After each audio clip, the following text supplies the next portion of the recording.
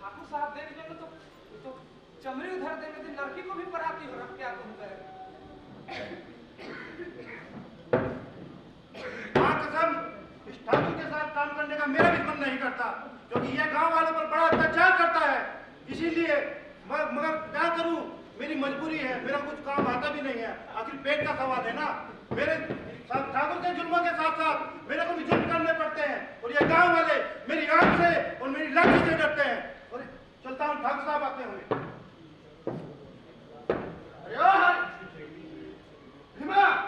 जी मालिक। अरे मुनीम कहाँ मर गया रे? मालिक आता ही होगा। आ गए मालिक, आ गए। मुनीम मालिक कहाँ मर गए थे? यही तो थे मालिक। चलो हरिया के घर। चलिए मालिक।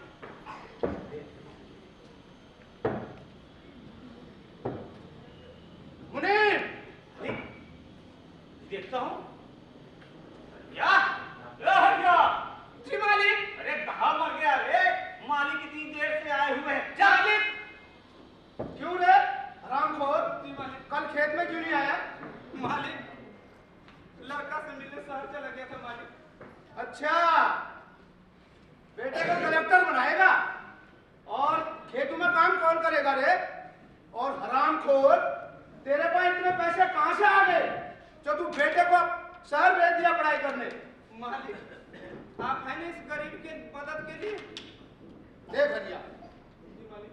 पैसा तो मैं तुझे दे दूंगा, पर इसके बदले में मालिक अब इस गरीब के पास बचा ही क्या है? आपने तो सारा कुछ गिरवी ले लिया मालिक। देख हरिया, तू तो जानता ही है मैं इतनी बड़ी कोठी में अकेला रहता हूँ, और तेरी मालकिन भी मुझे छोड़ के चले गई है, और बच्चे शादी करके शहर में बैठ चुके हैं, और तेरी बेटी बड़ी हो गई है। यदि तू अपनी बेटी को हवेली में भेज दे तो कुछ काम काज कर लेगी। मालिक वो मेरी बेटी फूल की कली है मालिक। अरे हरिया, अपने बेटे को कलेक्टर भी तो बनाना है ना।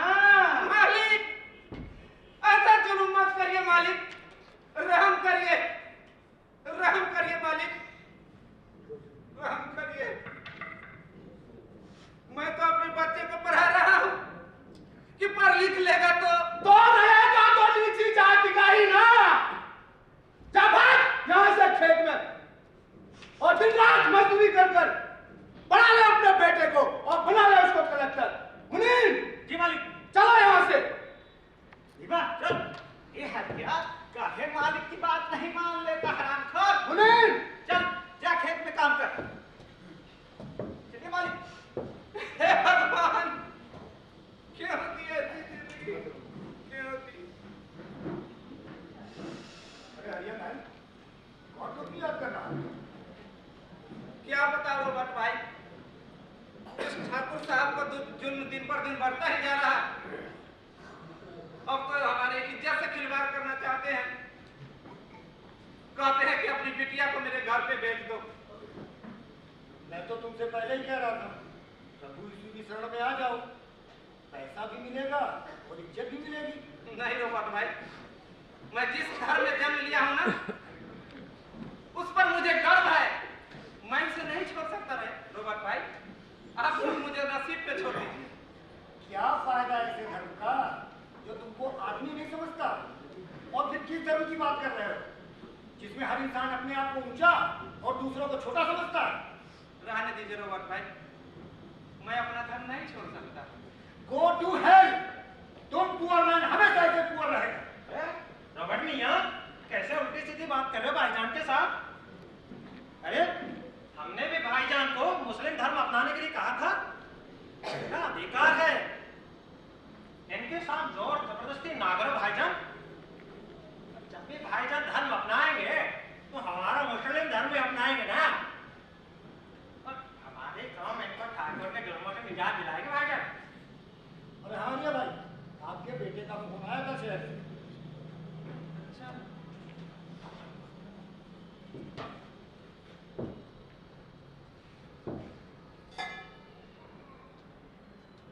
उन्हें जी मालिक। भैया आराम को अभी तक खेतों में नहीं गया। लेकिन कुछ से दे दूं क्या? जरा उसको चेतावनी दे।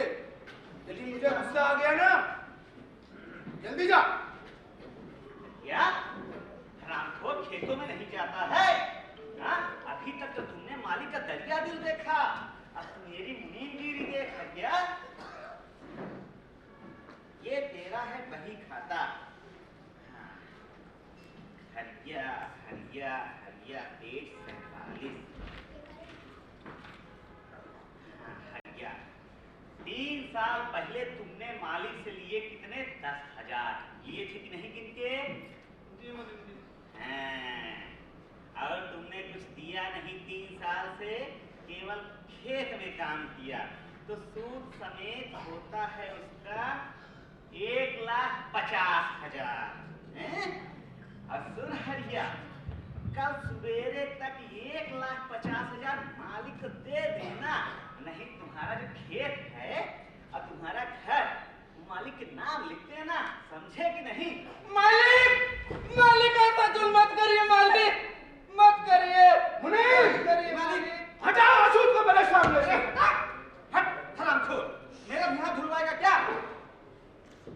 मालिक मालिक की बात क्यों नहीं मान लेता? कमीने मुनीम, मैं अपनी फूल जैसी पति को ज्यादा राक्षस के हाथ सौंप दूं? अरे तुम लोग तो गरीबों का हाथ शरीर छूने के बाद हाथ धोते हो। कौन नहीं जानता है इस गांव को, इस चरित्रहीनता के बारे में? मुनीम, मालिक, लगता है ये ऐसा नहीं मानेगा। मालिक, ले जा उसको घसीटते हुए खेत में और दिन रात इससे काम करा और अपने जितने भी पैसे हैं सारे वसूल कर ले। भीमा, उठा ले हरिया को। रमन भाई, रहीम भाई बचाओ! अरे कोई तो बचाओ! बचाओ! छोड़ो मेरे मामा को। मुनीम, जी मालिक। ये छोरी भी ज्यादा टाई टाई कर रही है, इसको भी ले चलो खेतों में। हाँ, छोरी को भीमा। मैं चंद्रशेखर आजाद ये सोच रहा हूँ, क्या इसी दिन के लिए हमने अपने प्राणों की आहुति दी थी कि हम आपस में एक दूसरे के बीच नफरत के बीज बोए? हमने तो अपने प्राणों की आहुति इसलिए दी थी कि आने वाला हिंदुस्तान गुलामी की हवाओं में सांस न ले। मैं भीमराव अंबेडकर, ये क्या हो रहा है हमारे भारत में? क्या इसी दिन के लिए हमने आजादी की लड़ाइयां लड़ी? क्या इसी के लिए हमने कुर्बानियां दी थी? हमने संविधान बनाया और सबको समान अधिकार दिए ताकि देश और देश के लोगों का विकास हो। अगर ये लोग अपने अधिकारों को नहीं जानेंगे तो अपना और देश का विकास कैसे करेंगे? इस देश के हर नागरिक को इन मौलिक अधिकारों और कर्तव्यों को जानना चाहिए, जिससे कोई जाने या अनजाने उनका शोषण न कर सके। मैं मोहनदास करमचंद गांधी ये सोच रहा हूं, क्या इसी दिन को देखना बाकी रह गया था कि अंग्रेजों से छीनी गुलामी की बेड़ियां हमारा अपना ही कोई अपनों को पहनाने लगेगा? हमारे शहीदों ने तो हिंदू, मुस्लिम, सिख, ईसाई की आजादी के लिए नहीं, हिंदुस्तानियों की आजादी के लिए कुर्बानियां दी थी। क्या हम हिंदुस्तानी भाई जब मुसीबत आती है तभी एक होते हैं? हमारे बलिदानों से सींचा गया आजाद हिंदुस्तान का वृक्ष ऐसा बदलेगा? आहत हैं हम, आहत हैं हम, आहत हैं हम। छोड़ो छोड़ो मेरे पापा को, छोड़ो। अरे छोरी, बोल अपने बाबा को, मेरा कहना मान ले, नहीं तो क्या कहना मान ले? कि अपनी इज्जत तुम्हारे हाथ बेच दे। मुनीम, जी मालिक। क्या बोल रही है छोरी? क्या बोल रही है छोरी? अरे मालिक तो कह रहे हैं कि तुम उनके घर पे जाओ, उनका काम काज कराओ। यही तो मालिक तुम्हारे बापू से बोले थे। चुप कर कमीने, मुझे नहीं पता क्यों क्या चाहता है। अरे गांव की बहू बेटियों की इज्जत खराब करता है। मालिक, तुम तो हमें छूने के बाद हाथ धोते हो ना? मेरे हाथ के बने खाने को खा लोगे? अरे मेरी उम्र की तो तुम्हारी पोती होगी।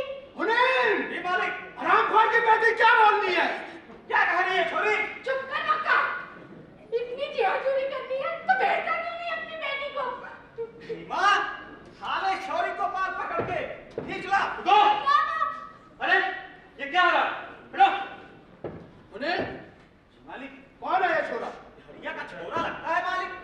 अच्छा, इसको भी उठा ले। ठाकुर रुक जा, ये जो तुम कर रहे हो ना, ये गैर कानूनी है, गैर कानूनी। और तुम किसी का शोषण नहीं कर सकते, इसके लिए तुमको जेल हो सकती है, जेल। सही कह रहे हो बेटा, बिल्कुल सही कह रहे हो। गवर्नमेंट अंकल प्लीज, आप और रहीम चाचा जो कर रहे हैं ना, वो भी गैर कानूनी है। और इस देश का संविधान हमें अधिकार देता है, हम किसी भी धर्म को अपनाएं, धार्मिक स्वतंत्रता का ये हमें अधिकार देता है। इस देश के हर नागरिक को स्वतंत्रता का, समानता का, शोषण के विरुद्ध आवाज उठाने का और साथ ही साथ सांस्कृतिक शिक्षा संबंधी अधिकार देता है। और संवैधानिक अधिकार उपचारों के तहत किसी भी नागरिक का मौलिक अधिकारों का हनन होने पर सीधे सुप्रीम कोर्ट जा सकता है। और हाँ ठाकुर सर, आप जो कर रहे हैं ना, वो गैर कानूनी है। मेरे पिताजी ने जो आपसे कर्ज लिया था, ये रहा उसका हिसाब। और इस हिसाब से कल तक जमीन के सारे कागजात मेरे पिताजी का आप लौटा देना, नहीं तो सीधे कोर्ट में मिलिएगा।